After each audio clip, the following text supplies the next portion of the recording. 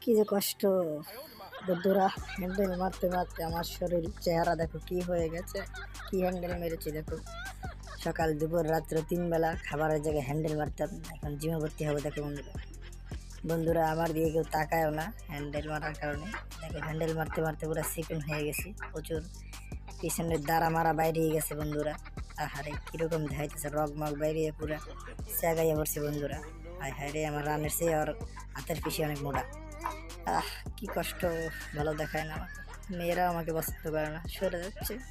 কি একটা কষ্ট, পানি খেতে হবে।